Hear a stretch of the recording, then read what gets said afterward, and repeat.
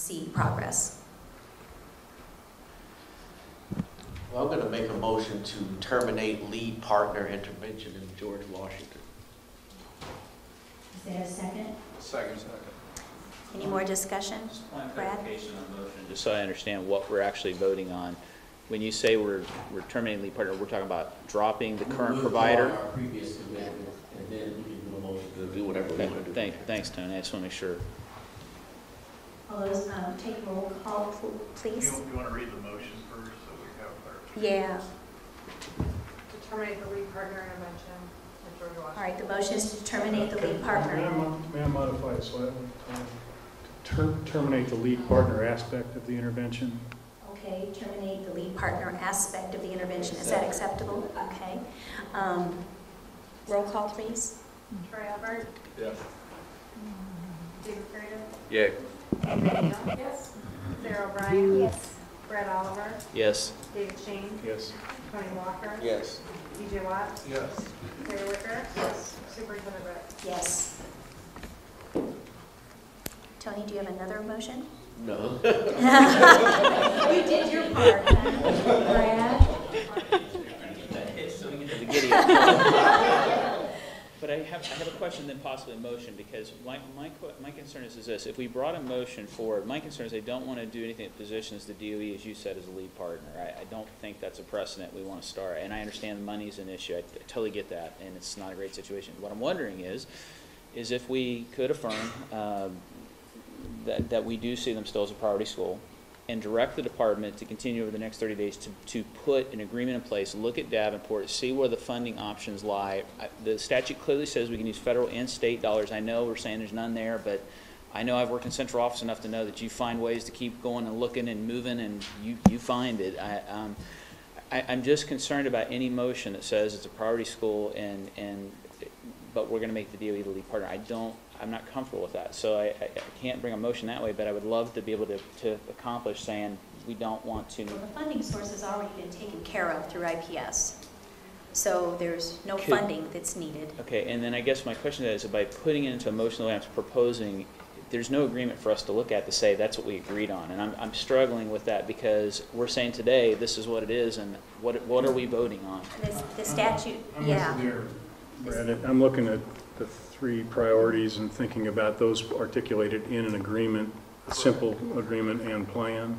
Correct. And I know we're behind the 8 ball, but I would feel better knowing what I voted on if we're going to make this agreement, especially if it's going to be more than 1 year. The lady with the hitch in her giddy up has already done what we're about to say we'd like to have her do. May I ask a question? Obviously, if George Washington does not prosper and slides into F status, they're going to then have repercussions from the state and the Department of Ed. So is it necessary for you to act on the plan? What I think I'm hearing you say is, you were much kinder than I'll probably be, is that we've invested a lot of resources in this school and we're not prospering. It's time for IPS to pick it up and move it forward. And if you don't move it forward through whatever plan you've suggested under local control, then we're going to hold you accountable ultimately if it slides into F status.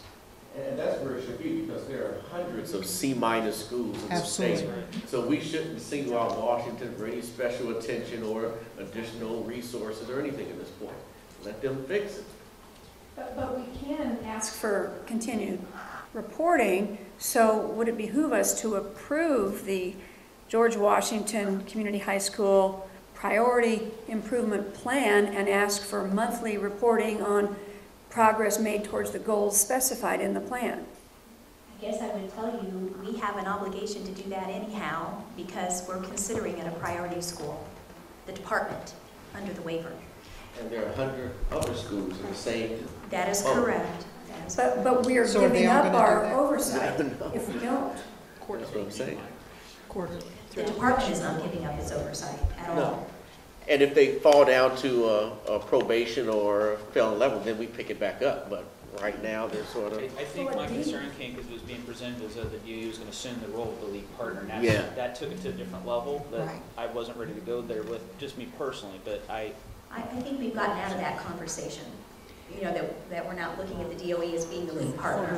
I think we're looking at whether to take any action at all.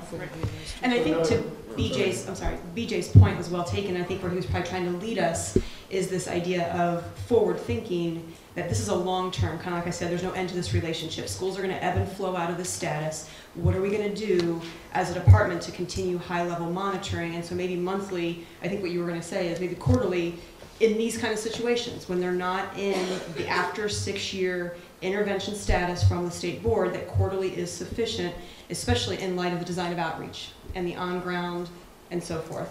So correct me if I'm wrong, that's kind of maybe where your head was going? You just worded it much better than I did, thank you. You're welcome. One question is, on a precedent basis, do we want to say that we're prepared to let go of a school that was an F, went to a C, and now is a D?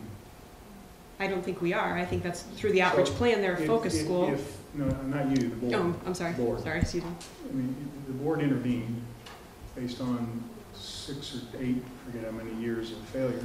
Too many. And failure turned into 1 year of an average, and now back is trendlining toward failure again. I'm uncomfortable letting go and saying, oh, you're correct, no problem. And that's what I was, to Dave, or to Brad is, I mean, if they slip, I mean, haven't really, but if they slip to an F next year, I don't want to say, well, they've got 5 more years, because it takes 6 years now. You know, that's not what I want us to be responsible for. So there are 100 schools in this particular category that we're talking about. Approximately. Not all of them are similarly situated. Correct. Correct? We have a very special situation here with a set of facts that probably no other school of the 100 or so, whatever the number is, meets this particular requirement. So if the Senate wants a motion of this kind to monitor, under these special circumstances, I don't see it as precedent-setting at all. State superintendent or DOE may come back with another school that she's recommending or we recommend that we want to treat in a special way, which is monitoring on a monthly basis. So I really don't see a precedent-setting situation here, other than we might want to have a motion that clearly specifies to IPS that we are going to monitor it. If we maintain an intervention, I agree with that. But once you release the school from an intervention, it's theoretically possible for them to need another 6 years of failure before we see them again. And No, what I'm saying is we pass a motion that says that we're not releasing them. Given the amount of money we have put into this particular school, and IPS has put into the school, and taxpayers have put into the school, we are not releasing them. We are making a special situation for this particular school where we want monitoring on an ongoing basis. Well, there you go. so why not, as part of it, our continuing intervention, we approve their priority improvement plan as submitted and request monthly reporting on progress towards the stated goals. And with that, consider it a priority school. Right, I'm not sure I want to get into approving their priorities because we don't need to do that. My main motion, if Brad's telling me to go ahead and make a motion, is to set forth that the State Board of Education would monitor their progress on a monthly basis When we were for the first foreseeable future. When we were first making these decisions, the very first year that this came up, we were given a list of 3 or 4 choices, and I apologize I don't have them in front of me, but one was to assign a turnaround operator, one was to assign a lead partner, and I don't remember the exact wording of the other 1 or 2 items. I think it would be helpful for us to have that in front of us before we're actually making a motion, because it might be, if the statute says we will make one of these 3 or 4 choices, it seems that we should have that. It's called the options for improvement. It's a statute and a rule. So it's a. But are those applicable only after the 6 year of failure? Because technically they're not in that same situation anymore. Well, that's what I was going to state. So the rule that I'm looking at is 511, 6.2-9-3. It says if the state board determines after conducting the public hearing that intervention will improve the education received by the affected students, the board may implement one or more of the following options. Did you want me to read the options? I think it might be helpful In defer to the formulating something. So option 1, merge the school with a nearby school that is in a higher category, assign a special management team to operate all or part of the school, implement the department's recommendations for improving the school, implement other options for school improvement expressed at the public hearing, including closing the school, revise the school's plan in any of the following areas: school procedures or operations, professional development, intervention for individual teachers or administrators. That sounds like that's what we're all describing, but that would nail it down for an appropriate motion. So now do we have a motion? If you can read that again, yes. I can't paraphrase it, but I actually could That's what I'm change, I reading. might be able to make it easier by changing the department's recommendation. Our first recommendation to you was to actually become the lead partner, but we can, based upon conversation, change that the recommendation, the department's recommendation, would be to implement IPS's plan for school improvement in collaboration with the department's support, and maintain it as a priority school with monthly reports. So moved. second. Any more discussion? All those in favor say aye. Oh, roll call, sorry. Can we read back the motion as Scott? Can I read it back? I don't think so. Laura, go ahead, Laura. The motion is to accept the department's recommendation. The department recommends implementing IPS's plan for school improvement with DOE support and maintaining monthly reports. Is that? Monitoring reports. As a priority school, I did ask that. All right, roll call.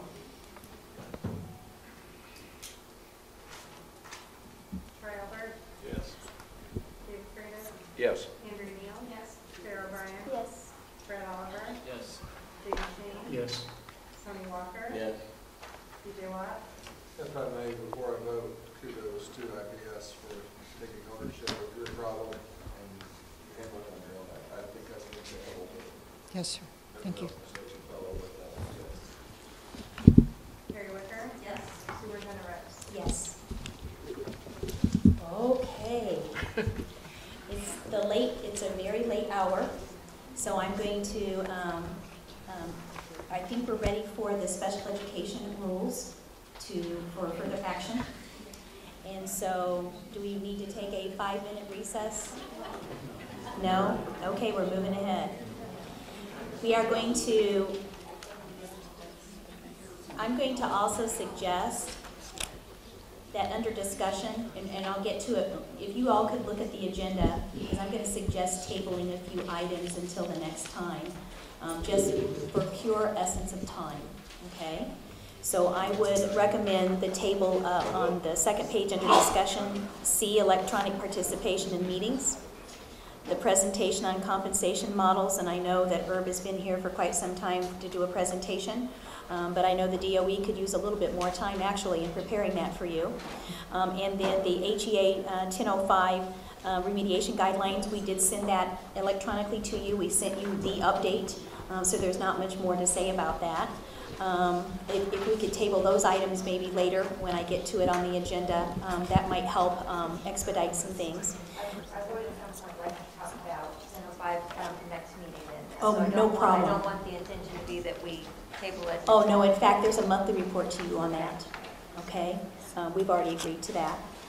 So, Madam Chair, yes. I think the mayor's office has been here a long time to present.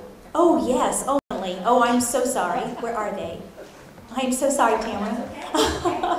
We just got caught up in everything, and we do want to hear your presentation regarding the template because the Department of Ed also wants to use the same template for TSOs.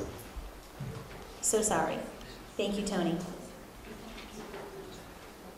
And then I believe we're going to take comment at some point on 1003. So I know there are people waiting for that as well. Good afternoon, Superintendent Ritz and board members. Thank you so much for allowing me to present today. And I also want to thank Danielle and Teresa in their office. We've had the opportunity to work very collaboratively on this template, so that's something that we are continuing to hope that we can do in the future. I'm here today to update the board members on our oversight process, focusing specifically on our performance framework, our monthly template, and our master calendar of reporting requirements, as all three are essential tools as part of the overall oversight process of the turnaround operators. As I stated previously to the board, our oversight process will involve the monitoring of the schools, which involves weekly site visits, the analyzing of data to identify trends, strengths, and areas for improvement, communicating with the school leaders and operators in a timely and efficient manner, and reporting that information to key stakeholders such as the board and the community at large. Now, I know there's been a lot of talk about actual student achievement data. So this is our Turnaround Academy's performance framework, in which we will utilize 23 indicators to assess school performance. And this is something that we will be sharing with the board on a quarterly basis. So once we receive the 2012-2013 data, we will be able to plug that information in so that the board can see where the schools landed last year, and then we can track them every quarter to see where they're falling at for this year. So that student achievement data we would be able to share with the board on a quarterly basis. If you look at, so core question 1, that's asking, is the educational program a success? Core question 2 is asking if the organization is in sound fiscal health. Core question 3 is asking, is the organization effective and well run? And core question 4 is asking, is the school providing the appropriate conditions for success? Now, right now, the core questions 2 through 4 are condensed, but we are actually in the process of getting external consultants for core question 4. So once that information, that evaluation for the schools is done, that core question would be expanded and we would share that information with the board. So depending upon the information we have, when we're going to present to the board, some core questions may be in further detail. So as far as the monthly template, as we stated, we had the opportunity to collaborate with the DOE, which was great. And our monthly template is aligned specifically to our performance framework, so it has the same 4 core questions. So the information from the monthly template will roll up into that quarterly report. So once again, core question 1 is asking, is the educational program a success? One thing we wanted to do is track the information from month to month so that state board members would have one template where they can look at the previous month to say, okay, for instance, student attendance is 85%, it was 85% in August, now it's 80% in September. So maybe there's a question that we need to ask about that. Then if you look into the comment section, we got specific, and then we wanted to also look at next steps. So if you look at the fact that it says there are 20 tardies, and that was a 50% increase in student tardies from last month, what is the next step? What are we gonna do about that? So an example would be for the school leader to create a draft of a short survey for tardy students to complete upon arrival and send to the director of turnarounds by a certain date, and then track that information monthly. So I think one of the things that we wanted to focus on with our template is not only showing trends, but also allowing the schools to provide comments and also thinking through what the next steps are based upon what they're seeing. So for core question 2, an example with SIG funding, which we would look at, the school utilized funding for professional development on cultural competency and school safety. So what would be a next step? A next step could be to provide the director of turnaround with a summary of information from those workshops. Core question 3, staff attendance. You see that it's steady, 95% in August, 95% in September. So the comments would be that it remained the same. However, there still could be next steps to look at. So you could assess if teachers are consistently missing days and figure out why. And then for core question 4, you see that there were 2 events in August, 4 in September. So in the comment section, school held a parent-university session where 50 parents attended. So a next step could be the school creating an email distribution list as parents attend events. So I think the point of the template is to be able to show trends, and to also really think about what are the next steps with the information that we have. How are we going to be proactive in making sure that we're headed in the right direction? Finally, our master calendar of reporting requirements is something that once again aligns with our framework in the monthly template. And it's something that the schools have so they can see exactly what we are collecting throughout the entire year. So they know month to month exactly what our office will need. And one thing I want to point out is that we collect our documentation on the 15th of the month, and the following week it's due to the state board. The reason for that is that I have monthly compliance meetings with the schools the 3rd Friday of every month. So that gives me time to review that information, and then when I have those compliance meetings, we can have discussions. For example, are these really good next steps? You know, this 85% attendance rate, what does that mean? Can we have further discussion? So once we can have those discussions, we can then submit that information to you all, and we can really think through whether or not we're headed in the right direction. Any questions? I tried to be brief. Great, thank you so much. And we certainly appreciate the collaboration with your office. Absolutely, thank you. Thank you. Okay, we are ready for final approval of proposed rule to align with 511 special education. Becky? This one is an easy one. The language that was changed, you'll find on the second page of the rule. We're basically aligning the language with the federal requirements. We had one too many consent requirements for reevaluation. We've eliminated one of them. It's been out for public comment. No one commented. This is asking for your approval of the final rule so that it can be passed on through the process. Do I hear a motion? Do I have a second? Any discussion? Roll call, please. Troy Albert? Yes. David Freeman? Andrea Neal? Yes. Sarah O'Brien? Yes. Brad Oliver? Yes. David Shane? Yes. Tony Walker? Yes. BJ Watts? Yes. Gary Wicker? Yes. Superintendent Fritz? Yes. The next is the approval of rulemaking to initiate, approval of emergency rule and to initiate rulemaking for special education non-public school scholarships. Becky? Okay, at the last board meeting, you asked that we go back and do some work on this. We had another stakeholder meeting on the 16th of August. Once again, it was productive, resulted in consensus, meaning that what we came up with, everyone could live with for a year as we work on the permanent rules. Subsequent to that, we circulated the draft. There were some minor language changes, some concerns. We made some of those changes. Then there's been a subsequent concern from the non-public schools about the complaint process that's included in the rule. For those of you who don't know special ed, parents have a procedural safeguard under federal and state rules that if they believe the school is not procedurally compliant, they may file a complaint, and the department investigates, determines whether or not there has been noncompliance, and if there has, requires corrective action of the school corporation. And that's basically what's been included here.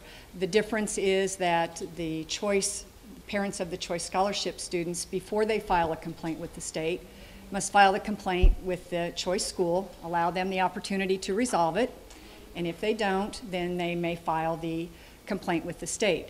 I believe the sticking point, and I don't presume to speak for John Alcester or Glenn Tebby, but I believe the sticking point comes at the point of corrective action, that they don't have a problem with the fact that the department investigates, makes findings, and makes a conclusion about whether or not the noncompliance has been substantiated.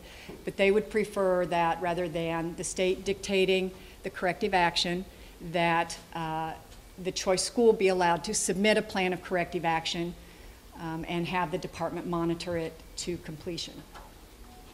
But they can speak to that as well. So the department, the rule before you is the professional recommendation of the department. I want to add that I am a special education teacher, and the complaint procedure is very important to making sure that we have compliance, especially when they're using state dollars. So I just want to reiterate that all the stakeholders had agreed to the language that we have before you today. But we do have some people who wish to speak on this issue. So Glenn Tebby, I will call you to the microphone first.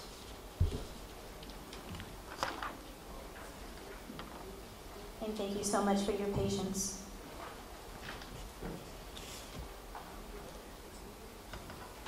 Good afternoon, Superintendent Ritz, members of the committee.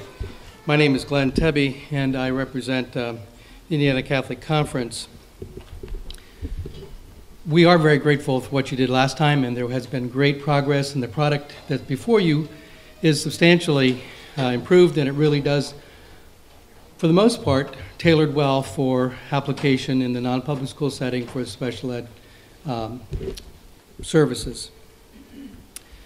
The concern we have is there seems to be, from our perspective, in terms of the complaint process, we're not worried about or concerned about or taking exception to parents making a complaint with regard to the procedure or process at all.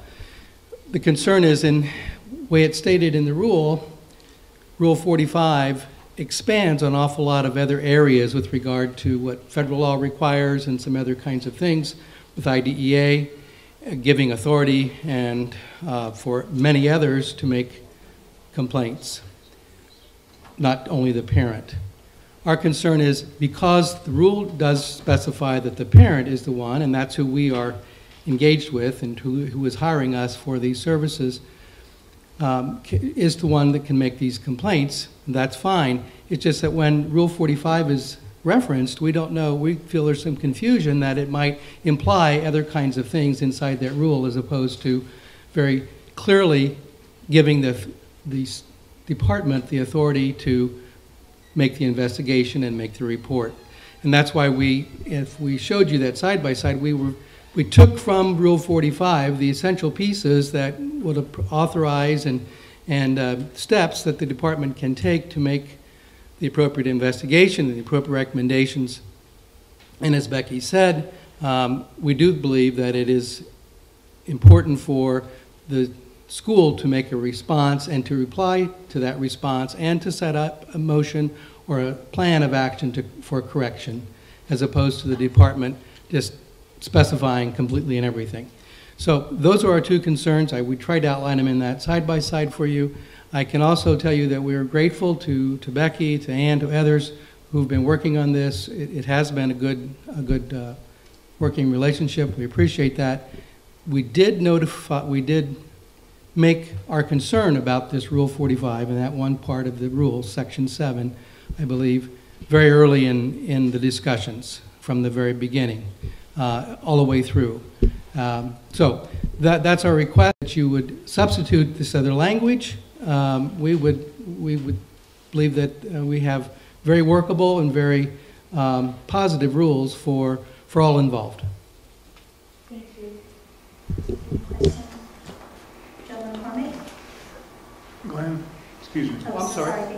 What happened, under your desired approach, what happens if there is disagreement between the school and the department as to the ultimate action to be taken? Well, as the rule states, it could affect the school's ability to maintain the eligibility for special ed and perhaps even other voucher eligibility. So there's, I think, an incentive on our part to make it. First of all, I'm a little hesitant about making such a big deal about this, in part because I really think it'd be a rare occurrence where this could happen. It's not saying that it could never happen, but it ought to be very, very rare, because if they make the complaint first, we're obviously in the business of trying to make sure that we satisfy and take care of the needs of our students as well, and primarily then our parents, because they're the ones who are engaging us and make the decision whether to have the child there or not. So if in the rare case, hopefully rare, where the state said you must do this, and you determined you couldn't do that, you'd be prepared to walk away from the relationship with the state, as opposed, and your concern is that under the rule as written, you would have to accept the decision of the state as final without us being able to say, well, maybe rather than the way you're dictating it or stating it, we might have just one tweak that really accomplishes not only the intent of the department and the need of the parent. I think it might be a good time for Becky to at least explain the complaint process as it's in place, according to what's written. Becky, if you would explain the complaint process currently, please. Thank you. Sure. And I would, there is a little bit of a misunderstanding, and I want to correct this for Glenn. The way the rule is written, only the parent of the Choice Scholarship student can file the complaint. The complaint rule in Article 7 does allow other entities and individuals to file a complaint, but the only part of 745 that applies to this is the investigation process. So that part isn't. And that's the concern, whether or not that will always be what is the interpretation and the way it's applied. Well, okay, so we can tweak the language. It does say the Division of Special Ed shall investigate the complaint as described in 745-1. In my mind, that's pretty limiting. Could it be clarified? Certainly. But the complaint process is generally this. A parent or anyone believes the school is not abiding by Article 7. For example, they're not implementing a child's IEP. They're not providing the services. They file a complaint with the state. It's assigned to a complaint investigator. The school and the parent have the first 10 days to try and work it out themselves. If they can't, the complaint investigator initiates an investigation. That means collecting documents, talking to school people, talking to the parent, coming up with what the facts of the situation are.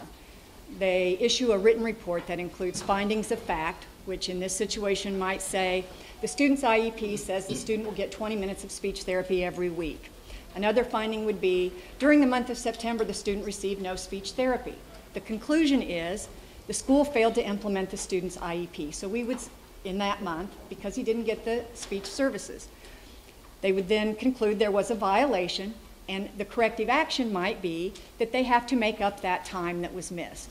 How they do that is up to them, but that would be the type of a corrective action. We would monitor that to make sure that it was done. The school would have to document to us that, in fact, those 4 weeks of speech therapy were made up, and then the case is closed. Does that? And that complaint procedure, we're suggesting should be the same no matter where the parent chooses to get their services, either from the public school or from the private school, because the dollars are following the child. So the complaint procedure should be the same for for the parent, no matter where they're getting their services. Thank you very much, Becky. Joan?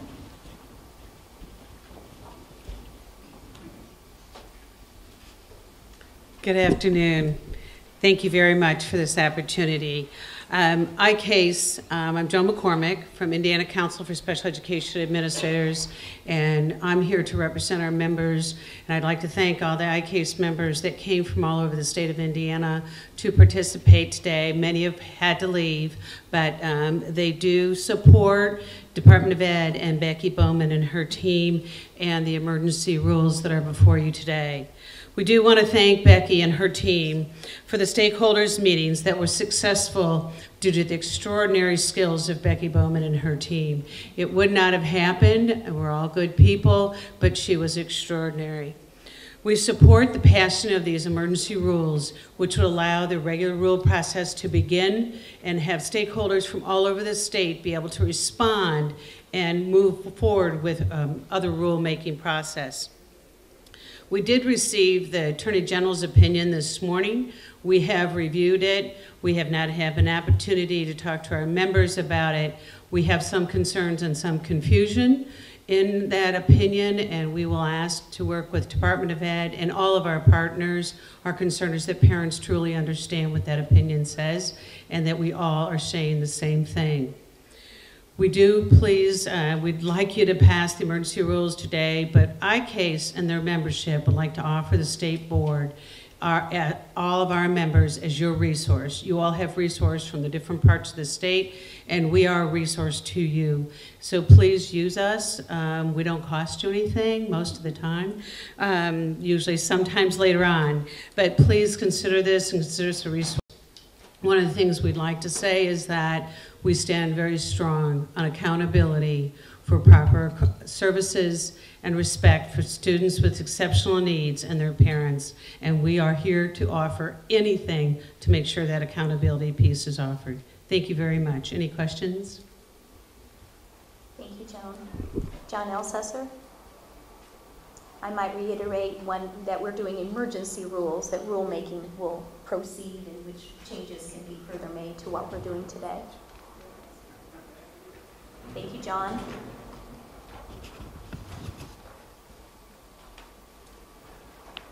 Superintendent Ritz, members of the board, again, my name is John Elsesser. I'm Executive Director of the Indiana Non-Public Education Association. I do want to, I'll probably echo a number of Glenn's comments and Becky's as well. But first of all, I do want to thank you for listening to our concerns last month and sending us back to the table. I sent you a follow-up email last Friday just to kind of clarify, update from our perspective as to where we were. Hopefully you received it. I was having a few technology problems. And I am happy to report, as you've heard, under Becky Bowman's leadership, there was much progress made on the differences that were presented at the last meeting. With that said, though, as Glenn alluded, we do have one concern which I would say of significance with the most recent draft rule. And I will say also that when the stakeholders meeting, and Becky I think would attest to this, when we talked about consensus, I struggled with, and she knew that I had concerns about the complaint process. As I shared in my email, we have, initially, we questioned whether there was a need for a complaint process in a choice environment. But as we discussed at the meeting in the stakeholders discussion, we moved towards that compromise that included exhausting local school remedies prior to any procedural complaint to the department. And that's reflected in the current draft that you have. Our concern, as has been said, is the Article 7 code reference. And I know Becky said that it's not intended the whole reference, but I think that would cause, the way it's listed will cause confusion in the field because it lists that whole reference, which similar to the other code references that were a part of the original draft, and they were removed because those references typically apply more to IDEA and dealing with things in the public sector. And I think we're in new territory here with this particular rule and with this particular program.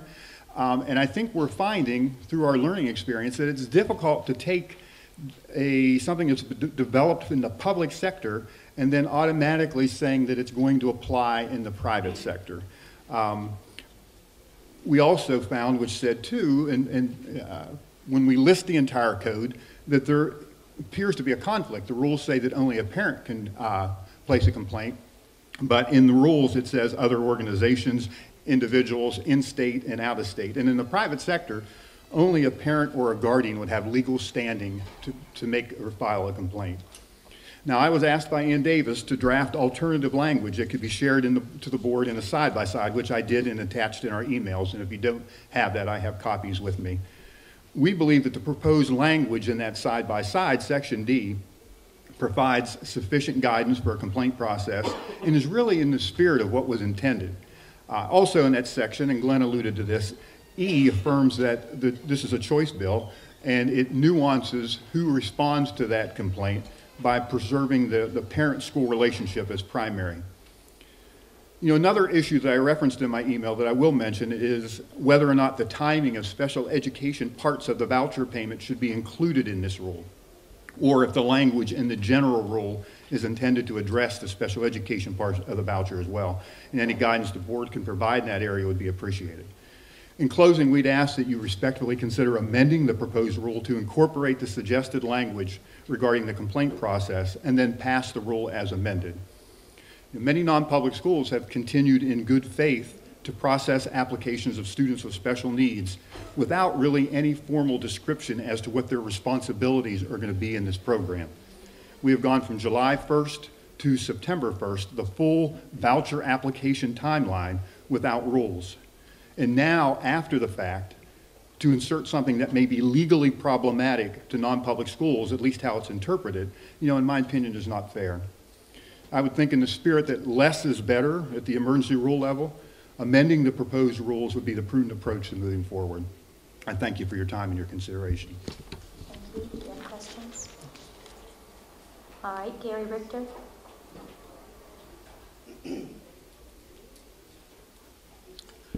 Good afternoon. I'm Gary Richter, Executive Director of Indiana Protection and Advocacy Commission, or IPAS. IPAS is a federally funded, independent state agency with the mission of protecting the rights of individuals with disabilities. I'm here today to voice concerns about the proposed emergency rule pertaining to special education students attending choice schools. As you probably know, the U.S. Department of Justice issued a letter dated April 9th to the Wisconsin Department of Public Instruction, wherein they detailed the responsibilities of the state to assure the rights of students with disabilities attending private schools under the Wisconsin version of the school voucher program. It is IPAS's position that these responsibilities as outlined in this letter apply not only to Wisconsin, but to Indiana as well. We recognize the emergency rules are only a temporary measure pending the completion of the established rulemaking process. So we're not objecting to the emergency rules themselves. We are concerned, however, that the emergency rules fall far short of meeting the requirements that are established in the DOJ letter. For example, under the emergency rule, there is no mention of the prohibition of discrimination on the basis of disability in the acceptance of a student with a disability by a private school, nor is there any protection in the rule for a student with a disability being expelled as a result of behaviors which are a manifestation of their disability. Pending the development of permanent rules, it appears that students with disabilities who are attending private schools under the program will have lesser rights and protections than their peers attending public schools. We therefore urge the board and the department to move forward with all due haste to develop rules which provide strong protections for students with disabilities who are exercising their option to attend a private school under the Choice Scholarship Program, and which rules are in full compliance with the standards established by the Department of Justice. Thank you for the opportunity to make comments. Any questions? Thank you very much.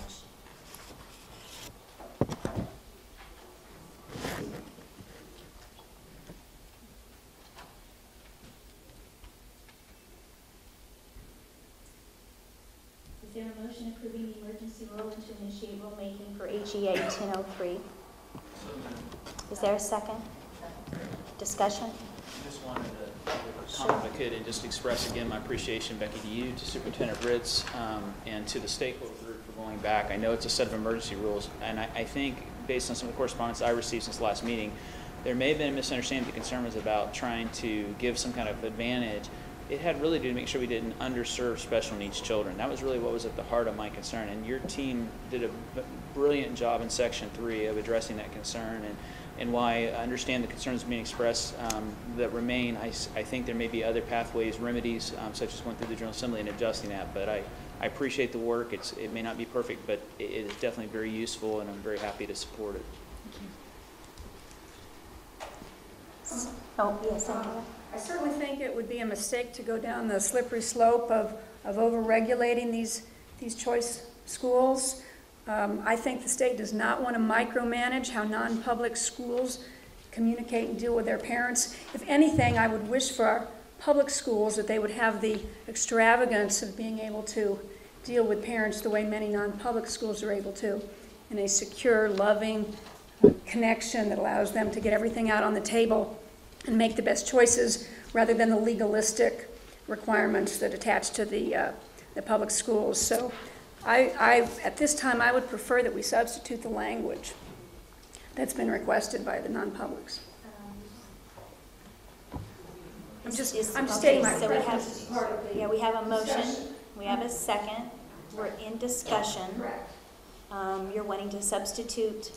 You're wanting to amend. I'm saying I will oppose the emergency rules at this point without the substitution.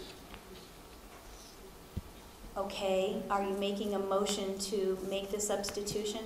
Is that in order at this point? I suppose it is. You can make a motion.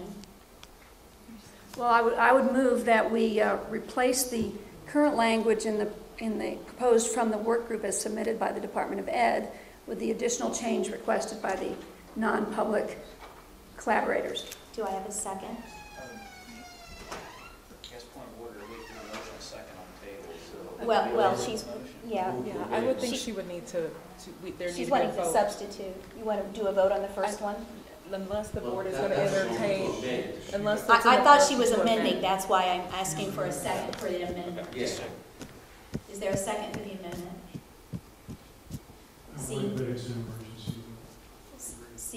Seeing none.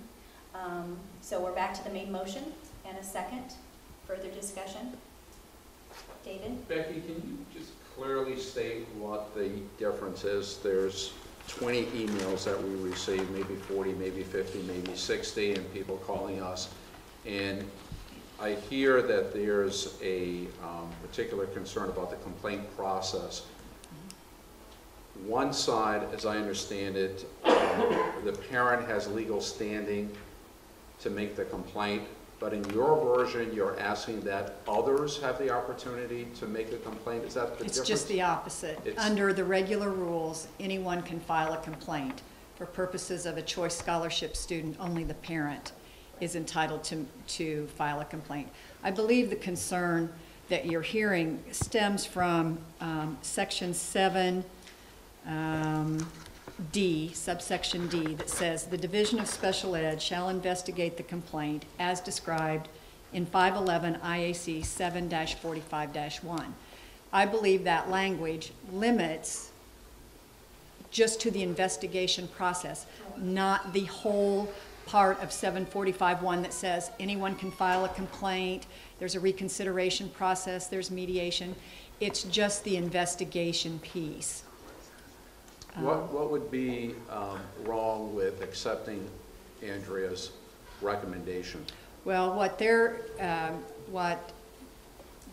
our counterparts are suggesting is that it would remove this language, and in doing so, they also want to remove from the department the authority to prescribe the corrective action in the event that noncompliance is substantiated.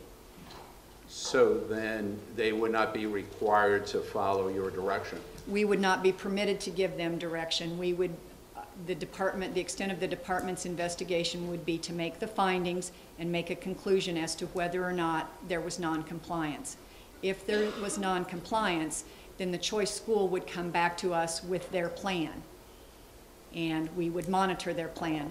What they're recommending provides no provision on whether or not the department agrees with that plan, believes it corrects the noncompliance. It would just be they submit the plan and we would monitor it. Is there a opportunity, if there's a disagreement, for it to go into the court system instead of having you be the arbiter? Generally not with complaint. Because this involves a non-public school and there's a contractual agreement, it may be a little different. The complaint rules do provide, on the public school side, that if the school or the parent, disagrees with the results of the complaint report, there's an opportunity for reconsideration, which comes to me as the director, and if there's a disagreement or they believe something is incorrectly stated or overreaching, it comes to the director of special ed for reconsideration. That's not described here. It could be included. And I guess I just want to reiterate again that the parent is having the choice as to where to receive services, the school or the public school, and that if the private school is doing the services, then the complaint procedure should be the same for both entities so that we can be sure kids are receiving services. All right, so we have a first and we have a motion and a second. David, you have something else? When do you intend to bring a final rule back? Oh gosh, we have to go through the process. Yeah. If you give us approval today to start on that process, we'll get right on it.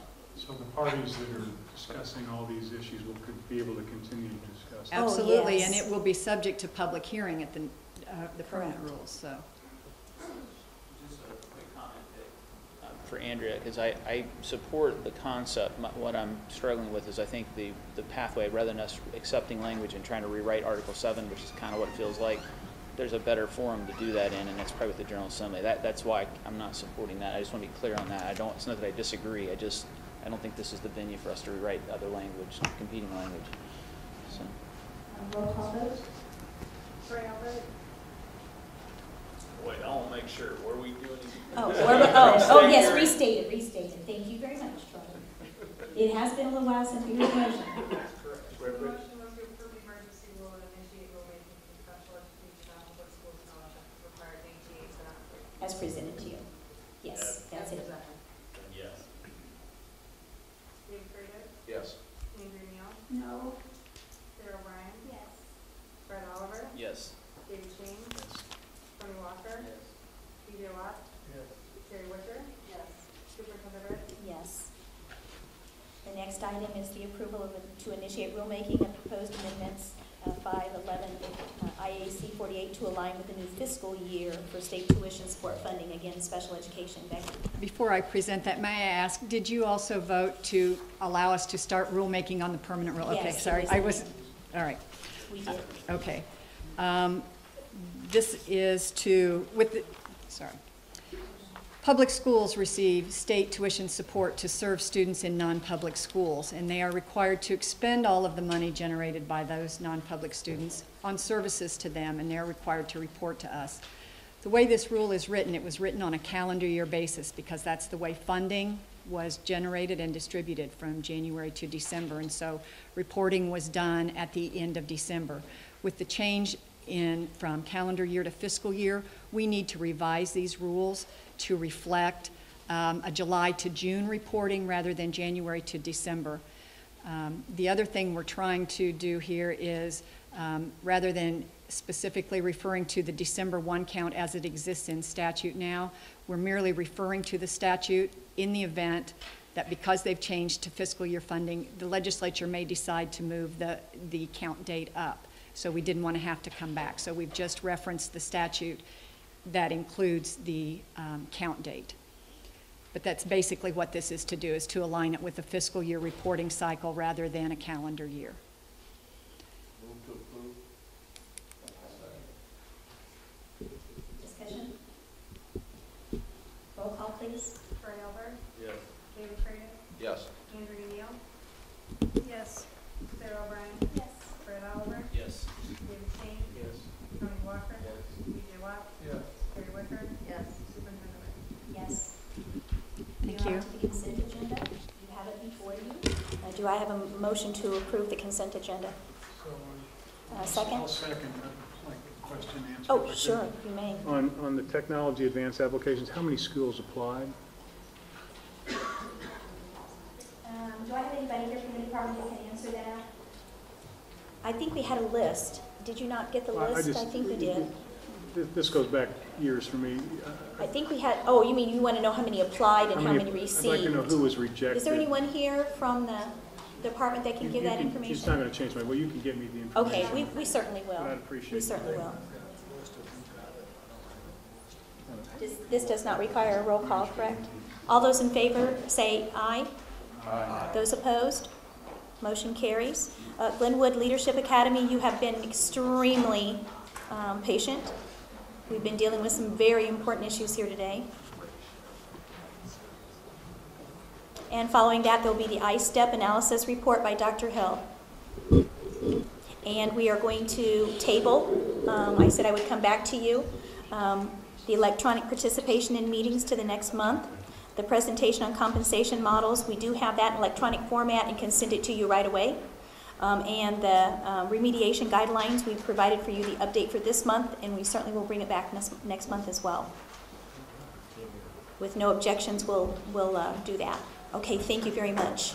Thank you very much, and I think it's appropriate to still say good afternoon.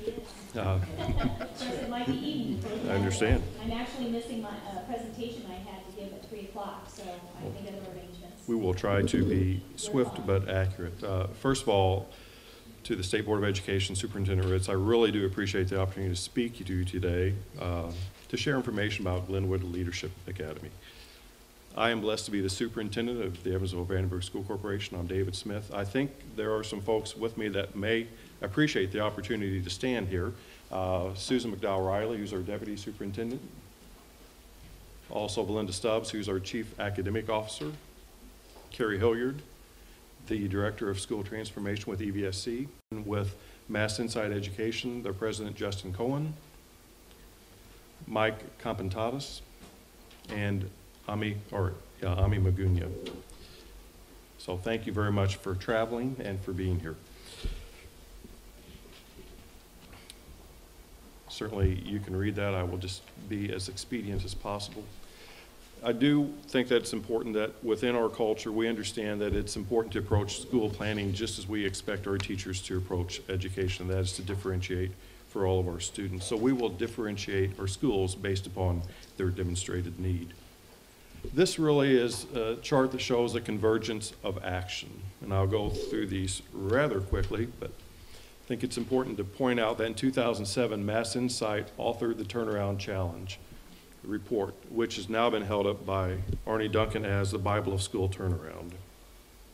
In 2008, the EVSC Board of School Trustees approved a $149 million strategic plan to improve our buildings. We invested $10 million in the facility of Glenwood. Additionally, at that time, there was a Glenwood Development Initiative that was formed to revitalize the neighborhood. We worked in a collaborative manner to make certain that the Glenwood neighborhood would thrive, because we knew if Glenwood Middle School disappeared, the likelihood of Glenwood neighborhood being a viable option would also disappear.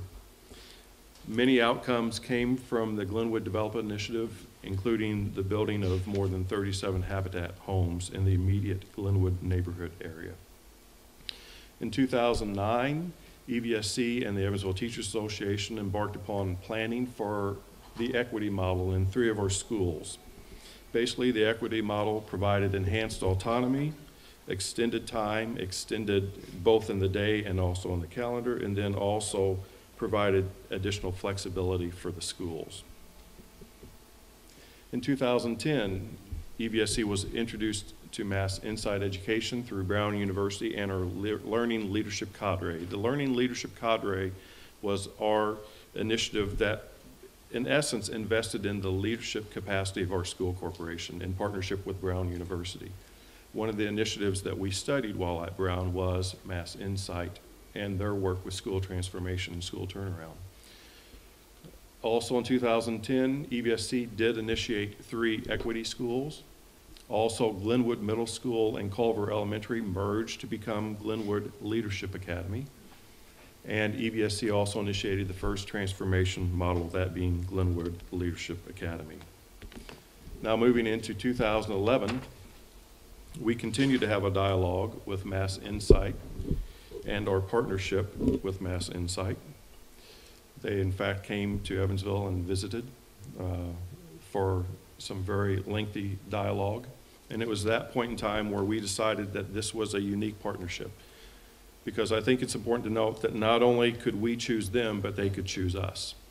And I don't want to speak for Justin, but one of the many things that attracted me to Mass Insight is that they only go where the conditions are right for success.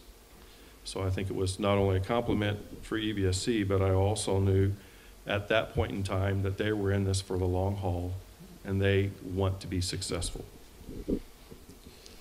We also initiated the second transformation model in 2011, that being Evans Elementary School. Delaware Elementary, who was one of our equity schools, was recognized for having the highest % increase in ISEP scores in the state.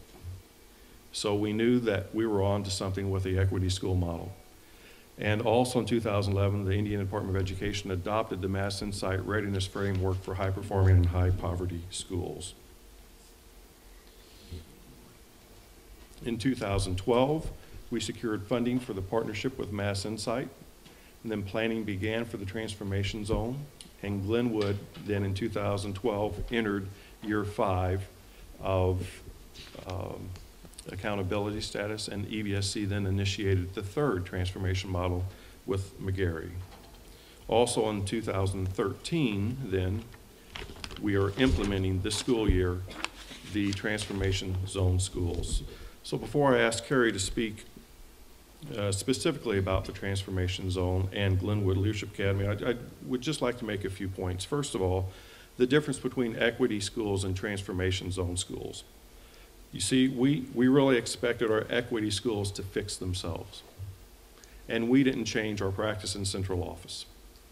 So once again, it was more of a systemic issue, and it was not differentiating our support for schools. It was basically, in terms of accountability, we had little accountability for our equity schools. And I know that sounds rather strange, speaking as a central office perspective or from central office to our schools, but that really was the case. We didn't differentiate our support to them any more than those schools receiving Title I funding. And we allowed them to have flexibility, but we did not change our practice in central office. So the transformation zone schools is really all about that change. And it is us differentiating our level of support for the demonstrated differences that those schools have. Number 2, I believe in the values and the methodology of Mass Insight. And I want that to resonate for a moment. I trust them. We selected Mass Insight, they selected us. This is the first true partnership that I've experienced in my 32 years of education. They're not a consultant. This is a marriage. It's not dating. This is a marriage. And there is accountability between Mass Insight and between EVSC because we have a performance contract with them. And you will see this is also not about compliance. This is about action. And this is about sustainable transformation. And now as I turn this over to Carrie, you will see that this is not talking about what we're going to do. This is talking about what we have done. Carrie?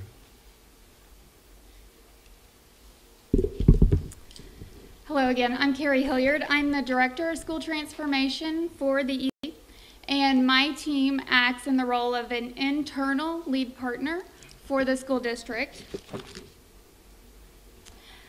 Today you will receive some more information on how we've adapted the lead partner strategy that you've initiated in the state of Indiana to really work that into an internal lead partner strategy.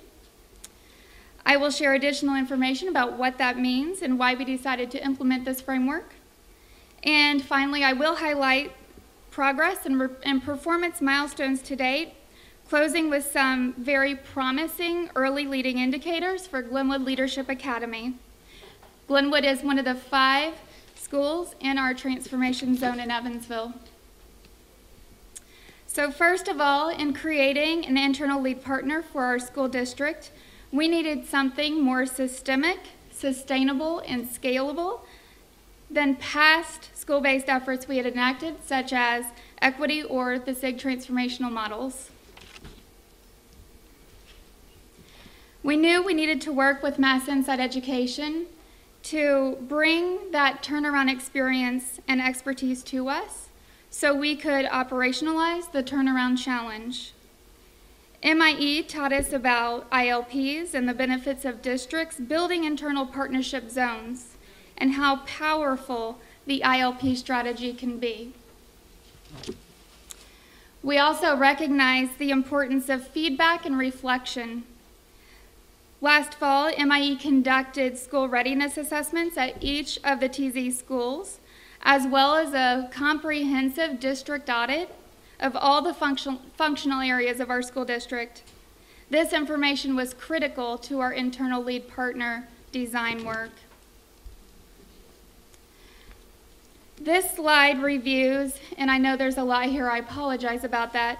This really reviews the functions of existing lead partner work in Indiana. Those top 8 responsibilities are directly from the lead partner RFPs that are published on the internet. And I will have to say that we thank you for these. We have borrowed these. We are implementing all 8 already. The only difference is for an internal lead partner strategy, we did need to incorporate 4 additional responsibilities to help us really get to that systemic, sustainable, and scalable school transformation in Evansville. So I will spend most of my time really focusing on those 4 areas, as you're already quite familiar with the other 8. So first of all, just a sense of timeline. We just launched phase 3 of this effort. We just launched the transformation zone. We're 14 days into school. As far as what have we done before this, we have fully completed phases 1 and 2 of this work, in which we really focused on that information gathering piece, as you saw with the school readiness audits, our district audit, the TZ cluster identification, the design process, and then the kickoff and initiation of Dr. Smith initiating the internal lead partner in our school district. And I will share more information about those. And again, I'm going to skip through here because these are things you're already quite familiar with. And I'm going to spend extra time really showing you what we've done that's really above and beyond things that you typically see in lead partner work. So first of all, responsibility 9 describes how, as an ILP, we create the conditions, capacity, and clustering necessary to support school turnaround work. MIE, we've learned this is affectionately called the 3 C's of school turnaround. For the top bullets you see highlighted in red, you see one of the milestones that we've achieved is that we have secured a carve-out structure for the ILP in our school district. Essentially what you will notice in this diagram is that Dr. Smith has essentially created a district within a district model. As you can see on the right side, there are schools pulled out to make up the TZ, and my team supports those schools only. This greatly increases our collective capacity to make and sustain transformational improvement. As you can also see in the diagram, and I'm going to refer back to that, there were the 5 schools that were carved out on the right side as part of the transformation zone. I want to get you more information about those schools, who they are, and why we selected them. There are 5 schools. They are all IDOE priority schools. They are ranging, as far as Public Law 221 status, from years 1 through 5. There are over 2,200 students attending these 5 schools collectively. The students have a 92% low SES rate across all 5 schools collectively. And again, clustering these schools together allows us to be focused, nimble, more effectively establish systems, and increase capacity to differentiate our supports for the schools that we serve. One of the most critical conditions we identified from the beginning was human capital. We absolutely had to make sure teachers in the transformation zone were there because they wanted to be there. We also wanted to make sure teachers had adequate tools and techniques to support their success. As a result, we required the successful completion of TZ team training for all teachers who opted in to teach in the transformation zone schools. As it turned out, our training, based on the work of Doug Lemov's Teach Like a Champion techniques, turned out to be some of the most powerful professional development teachers had ever experienced. This graph shows the scores that were collected after the training, during the training actually, for the 8 techniques from our original sessions, which you can see none of the sessions scored anonymously by the teachers attending scored below a 4.46 on a 5-point scale. So teachers really did demonstrate that they saw a lot of value in this. Principals saw that these teachers were implementing the techniques immediately in their classrooms. Next with this 10th responsibility is something that it's really important to share just how embedded that our team is as an ILP inside the TZ schools and communities that we serve. In lieu of light touch support, We seek to thoroughly understand each school's strengths and challenges to support greater classroom impact in very comprehensive ways. Therefore, my team is not located in district office. My team's offices are embedded in the schools we serve, and we are in the schools every day. So as we are now fully embedding our supports in our TZ schools and community, we are now really able to focus in and analyze trends across the TZ schools. This began with the strategic use of the school readiness assessment findings. Also, just an informational piece too, those were actually counted as the school quality reviews because they're based on the same model that IDOE had implemented already. So we noticed that MIE in these school readiness assessments had identified a very consistent, urgent, or high priority across all of our TZ schools. This need identified was for schools to systematically monitor strategies in place to measure students' progress towards academic and behavioral goals. So it wasn't good enough to ask the schools individually to create these systems and to see that disconnect continue. So this is something then that we planned and developed across the transformation zone as the ILP. And this doubles as internal accountability framework for all of us. So this is what it looks like as far as one of our planner pages. We began by moving the improvement planning structure into a logic model. When we did that, we realized that we had to build in additional steps in the process that were missing from our prior improvement planning processes. Therefore, the SIT process begins for each school by focusing on true school-wide systemic strategies with this logic model structure. This helps us make very clear and strategic connections. I will give you an overview of the process. We begin with focusing on instructional leadership. So there is a planner unique to school-wide curriculum and instructional strategies. There is also a school-wide culture and climate planner. If I could just interject for a moment, because looking at this, you'll notice some of the very same components that we've been talking about, monitoring and making sure school improvement.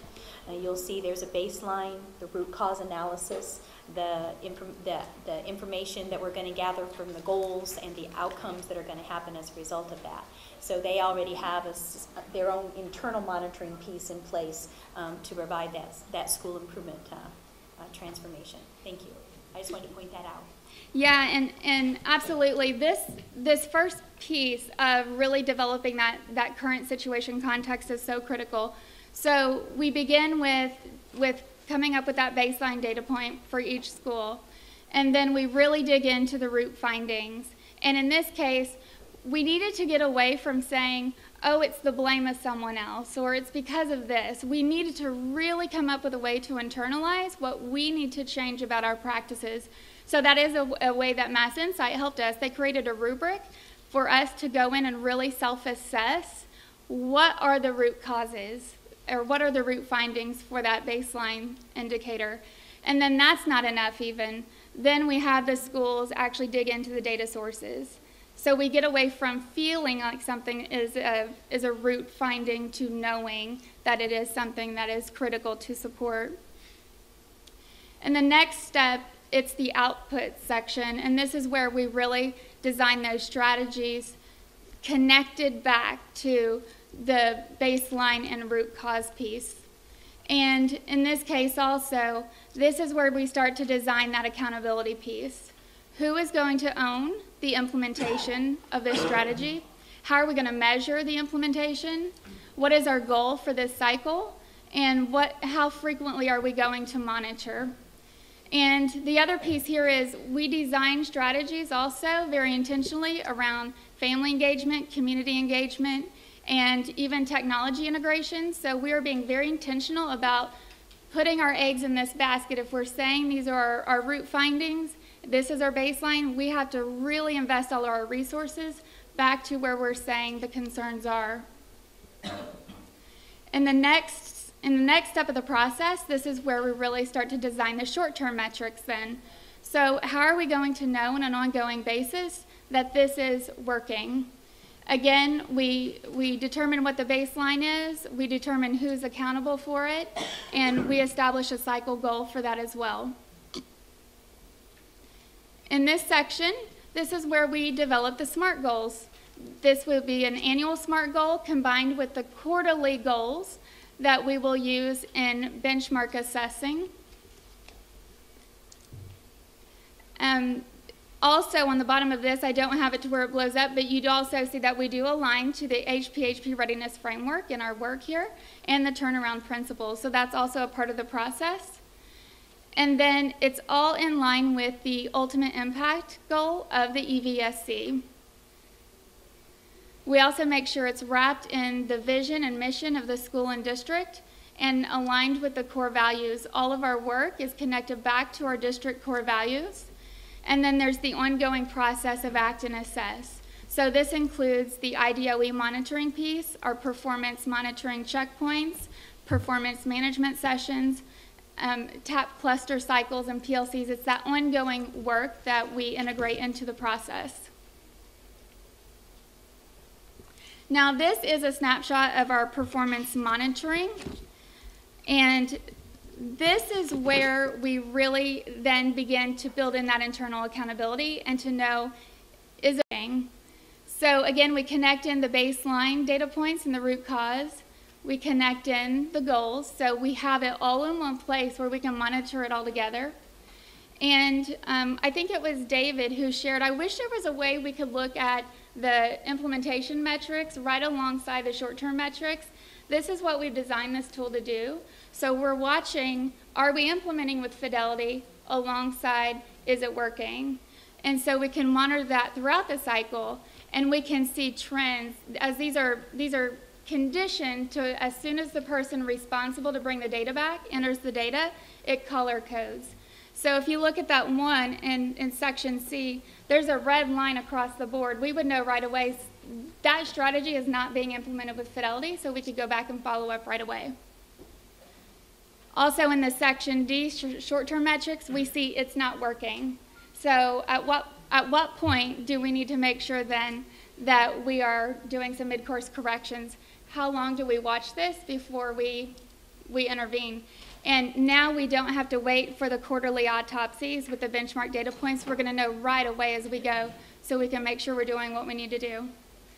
And then section E is then we capture the follow-up actions right away.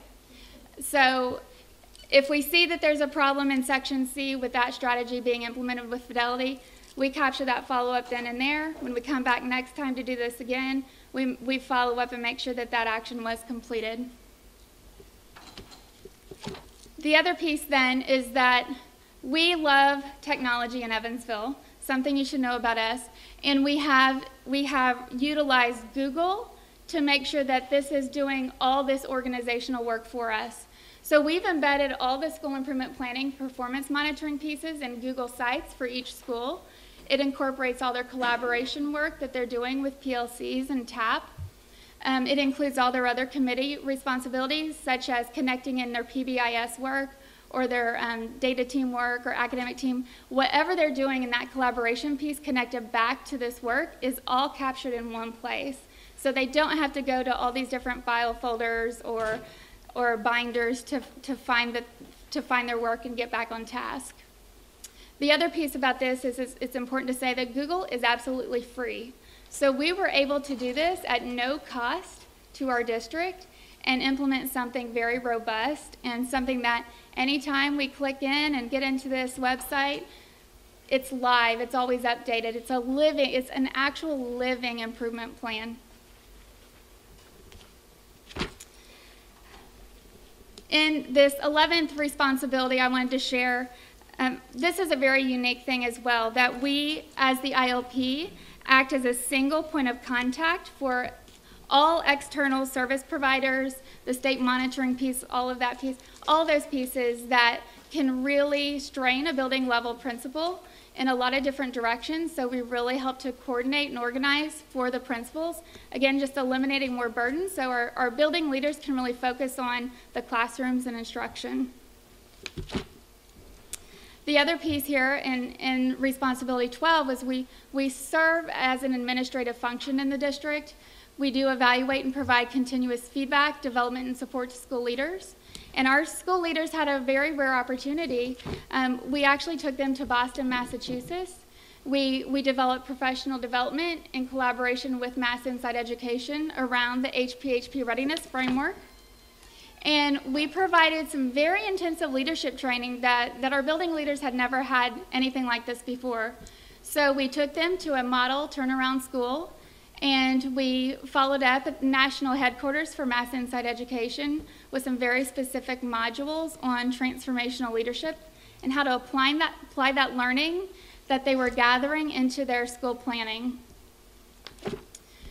So this is the part where we talk about some early leading indicators for Glenwood Leadership Academy.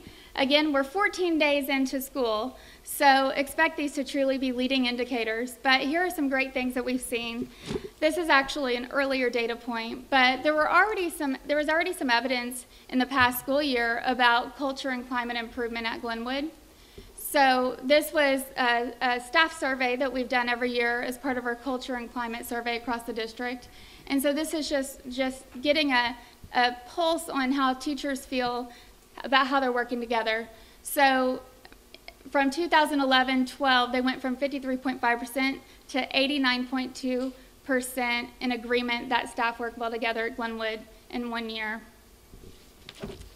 This is actually family feedback on the same survey. And this is gauging how families feel about their ability to play an active role in decision-making at the school, which we know is critical to school turnaround. And this also increased greatly from 11-12 to 12-13. This slide actually shows current school year compared to last school year. So if we look at the first 13 days of school, which was the data point that I could bring to you today, last year at this point, there were 155 office referrals already. This year it's down to 88%. So that's a 43.2% reduction in office referrals. It's still not where we want it, but that is a lot better as far as students being back in the classroom instead of sitting in the office or being sent home, which is what we need to see. This is another great leading indicator. The 2010-2011 school year was actually, as Dr. Smith had alluded to, when Culver Elementary and Glenwood Middle School merged to form a K-8. And since then, every year since then, enrollment has been increasing. And especially in the past 2 years, there's been a tremendous increase in student enrollment at Glenwood. There's a lot of great community support. Again, with the Glenwood Community Development Initiative, there's something really special happening in the Glenwood neighborhood and with the school as a cornerstone of that work. Attendance rate this year compared to last year also skyrocketing. So last year at this time, the attendance at Glenwood was 96.63%. This year it's up to 88.91%. So at this time, you will have the pleasure of getting to hear from Justin Cohen from Mass Inside Education, as well as Mike Contompassis, and they're going to share more information about the MIE and EVSC partnership. Thank you, Carrie. Thank you for having us here today. I joked with somebody earlier that I'm from Boston, my wife's from Michigan, so whenever I come to the Midwest, she always reminds me that if somebody says hi or is nice to me, to act normal. Don't be afraid. It's just the way they do things here. But thank you. I always enjoy coming out here, and I can't say enough good things about this partnership. I think the first time I showed up in Evansville, I went to a accountability meeting, and I walked into your large conference room, and on all 6 or 7 screens around me were just data points on school progress. And I called Mike and I said, we have to come work here because the folks here care about the kind of things we care about. And it really has been exciting. And I think to David's point earlier, the mutual accountability is so important to us. We only do performance partnerships. We only work with districts that want us there. And we only work in places where folks are willing to sign on the dotted line for student achievement. And that leaves us very few partners, unfortunately. But Evansville is one of them. And we are truly excited about the work early, obviously, 14 days in. It's only leading indicators you can look at. But I want to talk a little bit about our model, a little bit how we ended up here, and maybe just reinforce a few of the key points that David and Carrie already made, and ask Mike to jump in as well. By the way, Mike retired as Boston superintendent after 42 years in the Boston public school system, and agrees with me that this is one of the most exciting things going on in the country right now in Evansville. So the foundational elements of school turnaround in our framework are conditions, capacity, and clustering, the 3 Cs.